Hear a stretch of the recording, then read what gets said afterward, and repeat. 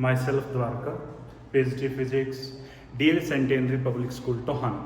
जैसा आप सबको पता है कि 25 तारीख को अपना साइंस का एग्ज़ाम है और इस बार साइंस के एग्ज़ाम के अंदर हमारे पास 3 सेक्शन रहेंगे, जिसमें फर्स्ट सेक्शन आपका बायोलॉजी का, सेकंड सेक्शन केमिस्ट्री का और थर्ड जो सेक्शन है वो है अपने पास फिजिक्स का सेक्शन। तो टोटल आउट ऑफ 80 मार्क्स जो फिजिक्स का आपके पास सेक्शन रहेगा, इसके जो टोटल नंबर होंगे बेटा वो होंगे 25 मार्क्स। ये जो 25 मार्क्स है इसमें से हमारे पास जो टोटल क्वेश्चन होंगे 2 हमारे पास MCQ होंगे, एक अपने पास असर्शन रीजन,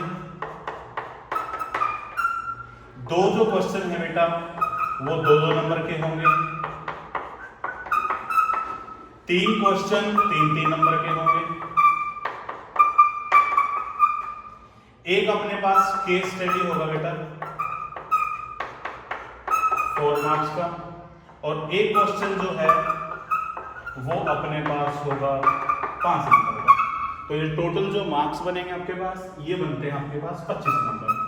तो हमारा जो फिजिक्स का सेक्शन होगा उसमें हमारे पास से इस प्रकार से क्वेश्चंस आएंगे, 2 MCQ 2 नंबर के हो जाएंगे आपका, एक नंबर का एक असर्शन रीजन 1 नंबर का, 2 क्वेश्चन होंगे 2-2 नंबर के, तो टोटल अपने पास बनते हैं 4 नंबर, 3 क्वेश्चन 3-3 नंबर के 9, एक जो अपने पास ये 4 नंबर का बेटा हमारे पास केस स्टडी है ये 4 मार्क्स का हो गया और एक हमारे पास 5 मार्क्स का क्वेश्चन होगा, तो हमारे पास जो टोटल बनते हैं ये बनते हैं 25 नंबर। तो हमारा जो फिजिक्स का सेक्शन है वो कुछ इस प्रकार से डिवाइड किया जाएगा आपके पास। हाँ जी, तो अब हम बात करते हैं कि हमारा जो फिजिक्स के अंदर है 4 चैप्टर हैं टोटल हमारे पास, उन चारों चैप्टर्स की बात करते हैं कि कौन से चैप्टर में से कौन सी चीजें हैं जो इंपॉर्टेंट है। वैसे तो सब कुछ इंपॉर्टेंट है, क्वेश्चन कहीं से भी आ सकता है, बट कुछ क्वेश्चंस कुछ टॉपिक ऐसे हैं जो पिछले कुछ सालों में फ्रिक्वेंटली पूछे जाते हैं, जो बार बार पूछे जाते हैं। तो सबसे पहले हम उन्हीं की बात करते हैं आपके पास।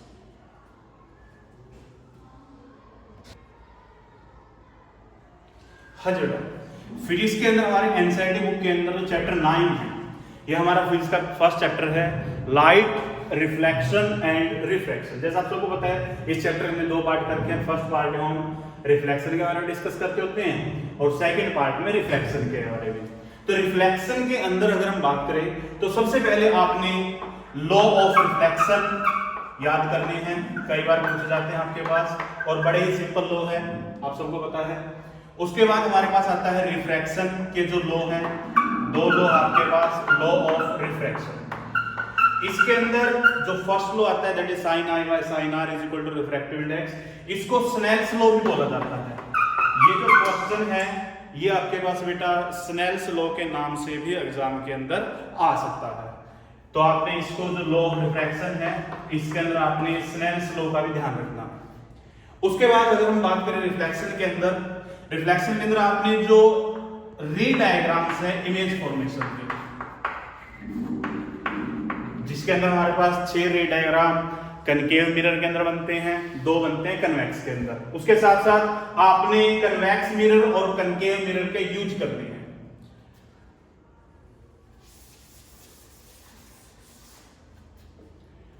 यूजेस ऑफ मिरर आप लोगों ने करना है। यहां से क्वेश्चन आ सकता है आपके पास, यहां से आपका असर्शन रीजन में या फिर डायरेक्ट क्वेश्चन या फिर MCQ के अंदर भी क्वेश्चन आ सकता है आपके पास। यूज ऑफ मिरर हमारे पास 2 मिरर कन्वेक्स कनकेव, इन दोनों के यूज आपने करने हैं, इंपॉर्टेंट है ये। उसके बाद हमारे पास आता है मिरर फॉर्मूला।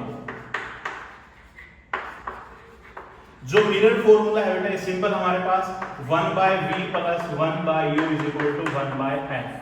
ये बेटा हमारा मिरर फॉर्मूला है। इस मिरर फॉर्मूला के अंदर आप सबको पता है v image distance, u object distance, f आपका फोकल लेंथ है। तो इस मिरर फॉर्मूला के बिहाफ पे न्यूमेरिकल कंफर्म है आपका आएगा ही आएगा।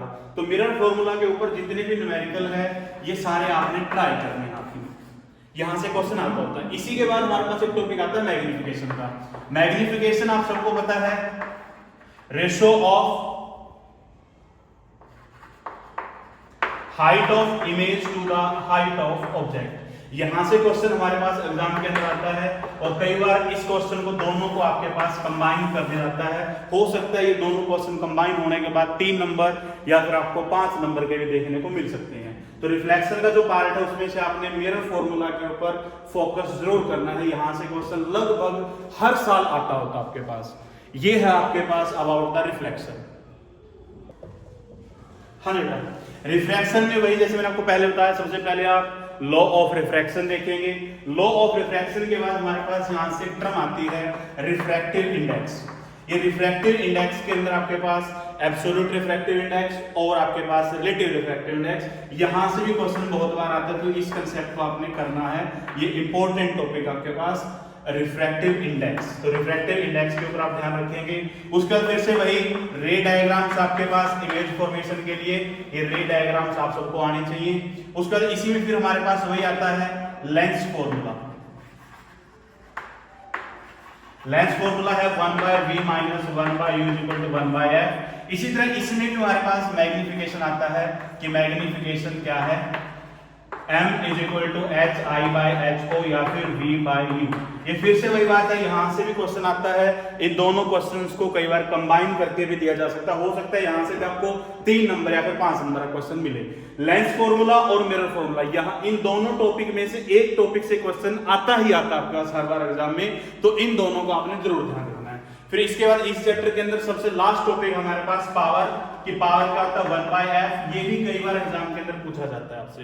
तो जो आपका ये चैप्टर है, chapter 9 light reflection and refraction, इस चैप्टर के अंदर से ये कुछ टॉपिक है जो एग्जाम में बार बार पूछे जाते हैं। और ये जो चैप्टर रहेगा टोटल 8 to 10 मार्क्स का रहेगा। हमारे जो फिजिक्स है टोटल 25 नंबर की है, उस 25 में 8 से लेकर 10 नंबर का अकेला यही चैप्टर होगा। 100। नेक्स्ट चैप्टर है chapter 10 the human I and the colourful world. इस चैप्टर में हमारे पास सबसे पहले हमारे पास आई के जो स्ट्रक्चर पढ़ते हैं, वहां पर आइरिस, प्यूपिल, कॉर्निया, रेटिना, इनके आपने फंक्शन करने हैं। कई बार इनके फंक्शन पूछ जाते हैं, मेंशन एनी 2 फंक्शन और write down any 2 function of iris, प्यूपिल, cornea. तो इनके आपने फंक्शंस याद करने हैं। उसके बाद सबसे इंपॉर्टेंट है जो इस चैप्टर के अंदर से और मोस्ट प्रोबेबिलिटी आ भी सकता है एग्जाम के अंदर, वो है डिफेक्ट्स ऑफ विजन। इसके अंदर हमारे पास मायोपिया, हाइपरमेट्रोपिया और प्रेसबायोपिया। इसमें से मायोपिया और हाइपरमेट्रोपिया के चांसेस होते हैं। अगर यहां से क्वेश्चन आएगा तो आपका ये स्ट्रेट जो क्वेश्चन है 3 नंबर का आपको देखने को मिलेगा। इसके साथ साथ आपने मायोपिया और हाइपरमेट्रोपिया के न्यूमेरिकल भी करने हैं। यहां से भी जो क्वेश्चन है वो आपके पास एग्जाम के अंदर आपको देखने को मिलता है। उसके बाद रेनबो, कि रेनबो कैसे बनता है आपके पास, इसमें कौन कौन से फिनोमेना होते हैं, ये एमसीक्यू के अंदर भी आता है कई बार, इसमें कौन कौन से फिनोमेना आपको देखने को मिलता है। उसके बाद है ट्विंकलिंग ऑफ स्टार, ये क्वेश्चन आ सकता है या फिर इसका रिवर्स भी आ सकता है, why planets do not twinkle, ये भी इंपॉर्टेंट क्वेश्चन है और ये रेनबो भी इंपॉर्टेंट है। उसके बाद है सनराइज और सनसेट के अंदर आपका कि जब सनराइज होता है तो 2 मिनट पहले सनराइज होता है और जो सनसेट होता है वो एक्चुअल सनसेट के 2 मिनट बाद तक होता है। तो यहां से भी जो है क्वेश्चन वो आ सकता है। इस चैप्टर में से ज्यादा से ज्यादा 3 या 4 नंबर का या फिर थोड़ा बहुत डिफरेंस रहेगा, अदरवाइज इस चैप्टर की जो वेटेज है वो इतनी ही रहने वाली है आपके पास। 100। उसके बाद हमारे पास नेक्स्ट चैप्टर है चैप्टर नंबर 11 इलेक्ट्रिसिटी। इस चैप्टर की जो वेटेज है वो 8 से 10 नंबर अगेन वही रहेगी आपके पास। और इस चैप्टर के अंदर सबसे पहले हमारे पास जो चैप्टर स्टार्ट करते हैं वहां पर हमें 1 एम्पियर की डेफिनेशन मिलती है, 1 वोल्ट की डेफिनेशन मिलती है। दोनों डेफिनेशन इंपॉर्टेंट है। इसके बाद आपने ओम्स लॉ करना है, यहां से क्वेश्चन आ सकता है ओम्स लॉ से। और उसके बाद सबसे ज्यादा इंपॉर्टेंट है हमारे पास पैरेलल कॉम्बिनेशन। इसका जो हम रिजल्ट निकालते हैं कि जो टोटल रेजिस्टेंस होगा that is 1/R = 1/R1 plus 1/R2 plus 1/R3। इसका जो हम ये डेरिवेशन करते हैं, एक्सप्रेशन फाइंड आउट करने के लिए करते हैं, ये आपने करना है। और इसके न्यूमेरिकल भी आ सकते हैं। ये मतलब श्योर है कि पैरेलल कॉम्बिनेशन और सीरीज कॉम्बिनेशन को मिलाकर आपके पास कोई कॉम्प्लिकेटेड सा न्यूमेरिकल आपको देखने को मिलेगा, जिसके अंदर आपको करंट फाइंड आउट करना होगा या फिर आपको इक्विवेलेंट रेजिस्टेंस आपको फाइंड आउट करना होगा। उसके बाद Joule's law of heating effect पैक्ट क्वेश्चन है, ये यहाँ से बहुत बार पूछ जाता है और सिंपल सा लॉ आपके पास है। इसके बाद हमारे पास आता है पावर। पावर के आपने 2-3 फॉर्मूले हमारे पास, वो फॉर्मूले करने हैं और उनके बिहाफ पे आपने क्वेश्चन करने हैं।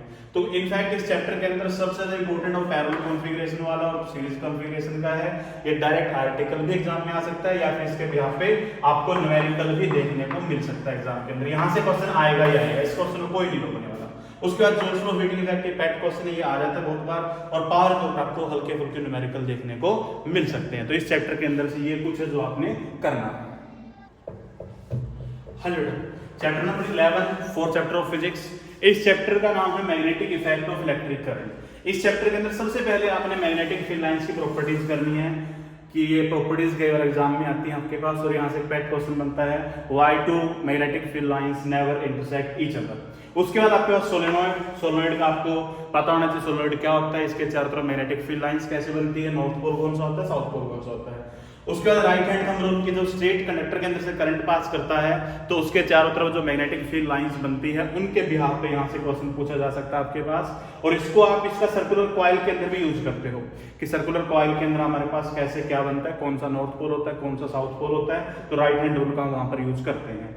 उसके बाद Fleming left hand rule important है, डायरेक्ट रूल भी पूछा जा सकता है एग्जाम के अंदर, जिसको हम इस प्रकार से बताते हैं फोर्स, मैग्नेटिक फील्ड और हमारा जो ये है जो मिडिल फिंगर है करंट को रिप्रेजेंट करती है। तो यहाँ से क्वेश्चन भी पूछा जा सकता है इसके बिहाफ पे, और इसके बिहाफ पे आपका डायरेक्ट रूल भी आ सकता है। और हमारे एनसीईआरटी की बुक में इसके बिहाफ पे एक्टिविटी गिवन है, वो एक्टिविटी भी आपने करनी है।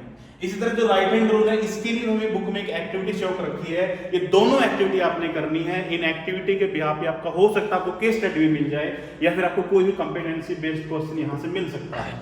उसके बाद लास्ट टॉपिक हमारे पास एसी-डीसी, ये वैसे हमारे एनसीईआरटी बुक में है नहीं बट ये सिलेबस में इंक्लूडेड है। ये आपने करना है कि एसी करंट क्या होता है, डीसी करंट क्या होता है, इन दोनों में डिफरेंस क्या है, फ्रीक्वेंसी क्या है, यूजेज क्या है, एडवांटेज डिसएडवांटेज, ये आपने करना है। हो सकता है एसी-डीसी से आपको इस बार क्वेश्चन देखने को मिले। इंपॉर्टेंट टॉपिक है एसी करंट और डीसी करंट का जो हमारे पास टॉपिक है। तो ये है हमारे पास फिजिक्स का आउट ऑफ 25 मार्क्स कि कौन कौन से टॉपिक है आपके पास, कहाँ से क्वेश्चन आने की प्रोबेबिलिटी ज्यादा है। वैसे क्वेश्चन कहीं से भी आ सकता है, इसकी कोई भी गारंटी नहीं दे सकता कि क्वेश्चन कहां से आएगा, बट हम प्रोबेबिलिटी के बिहाफ पे हम डिस्कस कर सकते हैं। पिछले कुछ सालों के जो क्वेश्चंस हैं, जो एग्जाम हैं, उनके बिहाफ पे, उनके एनालिसिस में मैंने आपको ये क्वेश्चंस बताए हैं। एक लास्ट टॉपिक रहता है हमारे पास डोमेस्टिक इलेक्ट्रिक सर्किट। ये टॉपिक 5 नंबर का भी आ सकता है एग्जाम के अंदर, या फिर इसके बिहाफ पे कॉम्पिटेंसी बेस्ड क्वेश्चन, या फिर एमसीक्यू के अंदर, अदर्स रीजन के अंदर भी टॉपिक आपको मिल सकता है। तो ये भी आपका जो इस चैप्टर के अंदर एक इंपॉर्टेंट टॉपिक है। तो इसी के साथ हमारा जो फिजिक्स का जो सिलेबस है ये इस प्रकार से रहने वाला है। तो I hope you all will do best, all the best. Thank you.